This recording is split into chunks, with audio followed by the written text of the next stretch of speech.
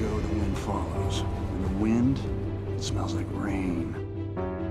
Alright, let's do this one last time. Hey everyone, I'm the Canadian Lad, and this time I watched Spider-Man Into the Spider-Verse at 0.2 Febix speed and found 61 new details that you might have missed at regular speed. So this is gonna be a much longer video than I usually make. So please spare me just 54 seconds of your time to thank my sponsor, The Walking Dead Survivors. I love the challenge this mobile game brings by juggling combat strategies, managing resources, and building defenses, all while being bombarded with walkers. I also love how I can upgrade each character and build the ultimate defense team. Being familiar with the Walking Dead series by Skybound Comics, it's so cool to see those characters in game, like Glenn, my favorite pizza guy, now turned supply runner. Let me know in the comments who your favorite Walking Dead character is. It's honestly pretty stressful navigating the constant threats in this apocalyptic environment. You're not only fighting walkers, but other players globally in this massive multiplayer social experience. Now, if you want a few quick tips, well, exploring the area around your settlement is the key to unlocking new locations, character items, and more. And if you want to try and advance quicker in-game, joining a clan is the best way to do that. Click on my link in the description or scan the QR code to download The Walking Dead Survivors. You'll be supporting me, and if you use my special redemption code, you'll get an exclusive bonus in-game. Now let's begin. Number 1. For a split second in the opening logo, the Columbia lady is knocked off by a giant banana. This is a direct reference to the opening of Cloudy with a Chance of Meatballs, where the same thing happened. In fact, it seems like they took a split second of the Columbia lady opening from every different opening it's ever had, and put them all together in this one. This is our very first clue into the film that foreshadows the whole multiverse concept. Number 2. In the opening intro, Spider-Man starts glitching, and there for a split second, we see a combination of Miles Morales and Spider-Man's mask. Number 3. The movie opens with Miles trying to sing along to the song Sunflower by Post Malone.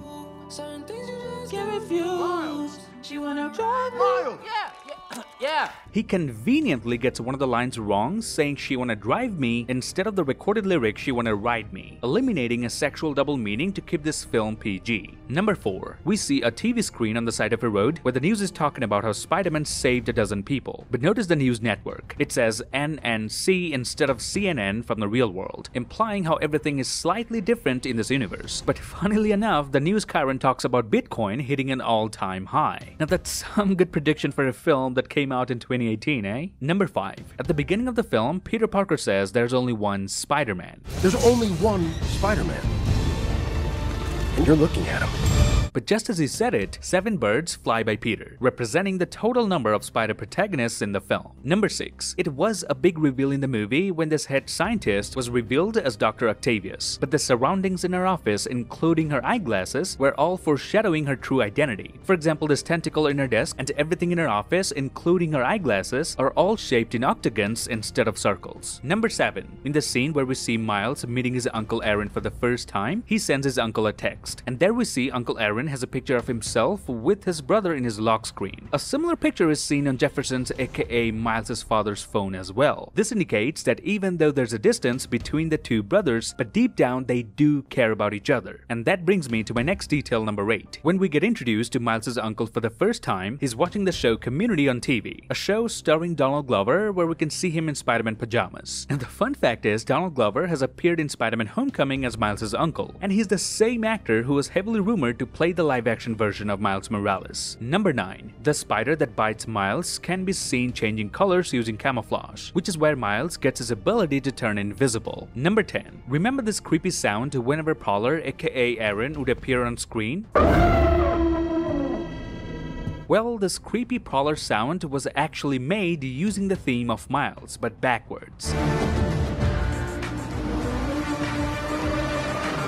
Credits to Stephen Boatwright for coming up with this amazing detail. Number 11. When Peter B. Parker crashed in Times Square, there were multiple ads around him, including one for Hi Hello featuring Nick Kroll and John Mulaney. Now, John Mulaney provided the voice of Spider-Ham and had a show with Nick Kroll in real life called Oh Hello. Number 12. After meeting Peter from another dimension, Miles captures him and ties him up. But notice Peter had some bruises and a black eye at the beginning of the scene. But throughout this interrogation, Peter heals all of his physical bruises. A very subtle detail indicating Spider-Man's healing ability. Number 13. Miles has a poster of Chance the Rapper in his room, but instead of having the number 3 on his hat like in real life, it has the number 4 to indicate they're on a different universe than our own. Number 14. After getting bitten by the spider, the next morning Miles walks by Gwen in the hallway. Now at this point of the movie, we weren't sure whether this was Gwen Stacy or not, but this is later confirmed by a flashback from her perspective that this was indeed Gwen Stacy. Number 15. It's more of a trivia than a detail, and that is, if you pause this movie at any given point, every frame would look as crisp and clear as a comic book panel, meaning this film was animated frame by frame and no frames are blurry. Number 16.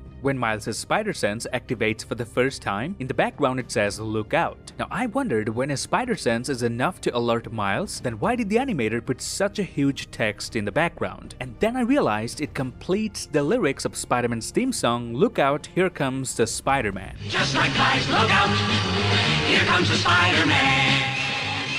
And in the very next scene, we do get to see Spider-Man for the first time in the film. So this giant lookout was actually a message for the audience that here comes the Spider-Man. Number 17. When Miles Morales electrocutes Peter B. Parker, it illuminates his entire nervous system instead of the usual cartoon shape that we see everywhere else, because scientifically this is much more accurate. Number 18. When Gwen Stacy is telling us her origin story, it shows blue traces on the body of Peter from our universe. This is a reference to the comics, where Peter once turned himself into the lizard. Number 19. While escaping from the lab, Miles throws a bagel at a scientist, and instead of writing something like "pow" or "blam," it just says "bagel" when it hits the scientist. Apparently this was a joke that an animator took seriously and added in the movie. Number 20. Miles reads a comic book which is about Spider-Man's origin. This implies that Peter Parker from Miles' universe made a profit off of his superhero life by publishing his stories in the comic books. But Peter couldn't have published his stories in comic books using his own name, could he? That would reveal his secret identity. That's why Spider-Man's secret identity in the comics in Miles' universe is Billy and not Peter Parker, because Peter Parker is actually Spider-Man and his identity is still a secret. Number 21. Just before meeting the other spider people, Miles' spider sense goes off a split second later than both Gwen and Peter B. This indicates how Miles is yet to reach his full potential, and that's why his spider sense reacts a bit slow. Number 22. Seth Rogen has somewhat of a cameo in this movie. He appeared multiple times, like when Peter B. Parker and Gwen Stacy made their entrance. Number 23. Peter B. Parker says the restaurant he and Miles are eating in closed 6 years ago in his dimension, and he wonders why. My universe, this place closed 6 years ago.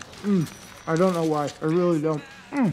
But you can actually see on the door that the restaurant has a C rating even in this universe. So perhaps in Peter B. Parker's universe, this place had an even worse rating, and therefore it was closed. Number 24. The perfect Peter from Miles' universe has a spotless name tag, while the not-so-perfect Peter's name tag is dirty and worn. Another amazing continuity detail. And that brings me to my next detail, number 25. There's an ad for the Mary Janes on the left of Peter B. Parker. In the Spider-Gwen comics, Gwen Stacy is the drummer of the Mary Janes band, so another subtle nod to the comics. Number 26. When all the spider people glitch together, they all glitch in different colors. But notice Spider-Man Noir still only glitches in black and white. Number 27. In the scene where Gwen Stacy is looking at the photographs of Kingpin and his allies, the one in the bottom right corner is actually a villain called the Rose, aka Richard Fisk. And in the comics, he's actually Kingpin's son. Number 28. Stan Lee has many cameos in the entire film, apart from his obvious cameo where he talks to Miles. The other two cameos are very subtle. One is when Miles carries Peter B. Parker and falls from the bridge. You can see Stan Lee walking over them. And he again appears for the third time during the subway scene in the first act. And in fact, if you hit pause anytime a train goes by, he's in almost every single train. Number 29. You can see on Miles' phone that he has B. Bendis and Sarah Pichelli in his contract list under favorites. This represents Brian Michael Bendis and Sarah Pichelli, who are the creators of the Ultimate Spider-Man universe and Miles himself.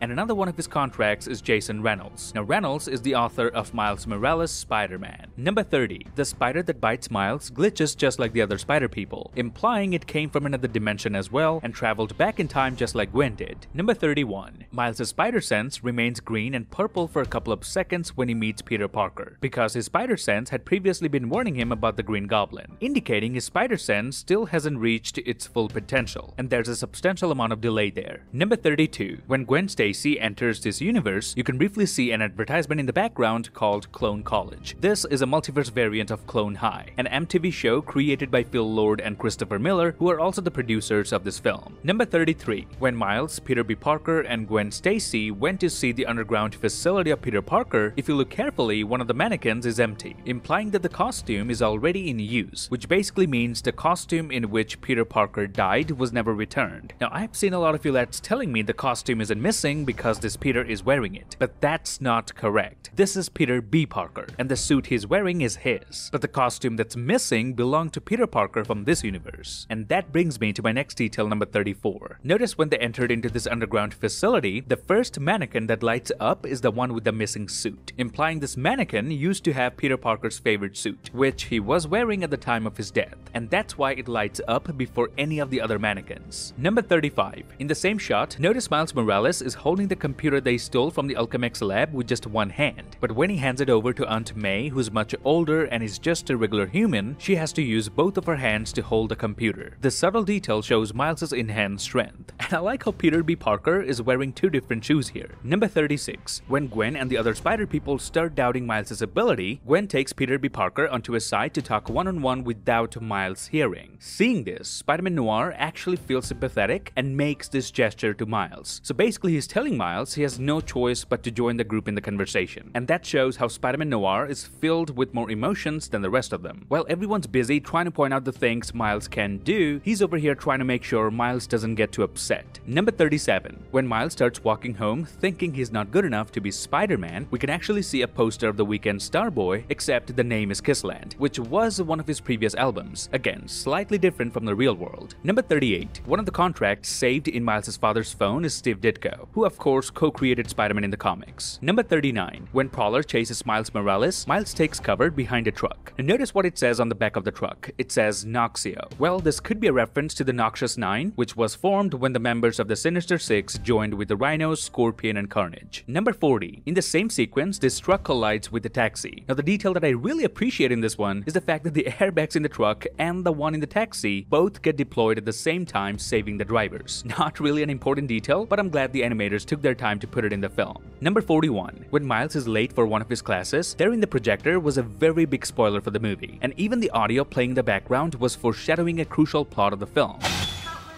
other possibilities. There could be a universe where I am wearing red, or wearing leather pants.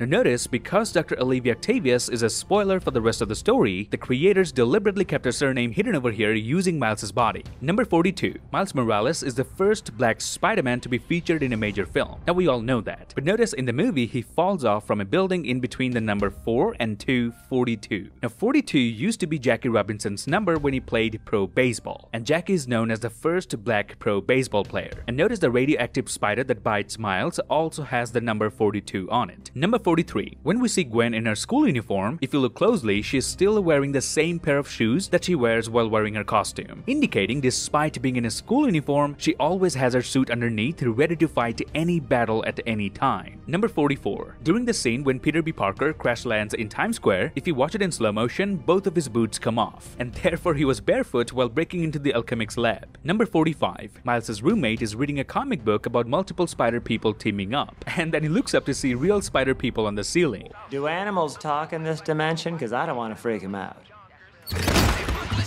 Number 46. Miles' father says he's the kind of cop that never runs a red light. Oh my gosh, don't cops run red lights? Well, yeah, some do. But, not your dad. Now when he receives the call about the fight at Aunt May's house and goes full speed, notice he still doesn't run any red lights. Another fun little detail, eh? Number 47. Just before the final battle, all the other spider people need to reach the collider through Kingpin's building. Kingpin has a private elevator entrance from his penthouse to the collider below. Now because Miles is the only one who knows an alternate entrance, aka the subway entrance, this explains how he's able to get to the collider so soon after the others, despite stopping to get his suit from Aunt May. Number 48. The movie begins by showing a montage of Spider-Man fighting different villains. Now one of them is a fight with Kingpin. This is the same fight which Kingpin later flashes back to while thinking about how he lost his family. Number 49. When Miles first encounters Peter Parker's suit on display, his reflection appears beneath the suit looking up towards the mask. But when he comes back at the end, ready to take the leap of faith, his face now perfectly lines up with the mask, implying within time he has grown himself into becoming Spider-Man. So Stanley was right all along. Can I return it if it doesn't fit? It always fits. Eventually. Number 50. Steph Curry is a golf player in Miles' universe. Number 51. At the end during the train sequence, Fisk's son transforms to Matt Murdock for less than a second. And a fun fact in the Spider-Gwen comics, Matt Murdock is Kingpin's lawyer and takes the title of Kingpin once Fisk is in prison. And that brings me to my next detail, number 52. One of the versions of Fisk's family is African American, referencing Michael Duncan's version of Kingpin from the movie Daredevil in 2003. Number 53. You can see the exact same costume from the PlayStation Spider-Man game in the background. Number 54. When Kingpin returns for the final fight, Peter B tells Miles to push the green button. Push the green button! And notice as soon as Peter B says it, a game controller flies past with the green button highlighted. Number 55. In the final fight, the car Spider-Man Noir throws at Tombstone actually came from his own universe. Number 56. During the climactic fight, Miles throws Kingpin from the train, causing him to plummet down onto this bridge. Now this shot of the fragmented bridge mirrors the opening of the Daredevil Netflix show, where the character of Kingpin features prominently. Number 57. The special move that Miles uses at the end of the film to reach the ceiling surprised both Peter and Gwen. We taught him that, right? I didn't teach him that. And you definitely didn't. Ironically, this is the same move Spider-Man used at the beginning of the film to get to the ceiling. How does he do that? So when Miles saw the actual Spider-Man using this move, his brain actually memorized it and later used it here. Number 58. At the end of the film, after the Super Collider explodes, there's a building displaying the words "I won," indicating Miles Morales has finally won. Number 59. During the end credits, you can again see the Spider-Man suit from the Spider-Man PlayStation game. Number 60. At the beginning of the film, when Miles was still trying to figure out who he is, he always had his shoes untied. Hey. Yeah? His shoes untied. Yeah, I'm aware. It's a choice. But later, after he trips and falls and breaks the bypass key, he keeps his shoes tied, because now he realized stupidity can have severe consequences. Number 61. Now this detail has nothing to do with me watching this film in slow motion, but it's quite fascinating to me. Miles Morales breaks the glass of the skyscraper while jumping off of it, meaning his hands were sticking to the glass because he was scared. But despite his fear, he took a leap of faith, just like the lesson Peter B taught him earlier in the film. When will I know I'm ready? You won't. It's a leap of faith.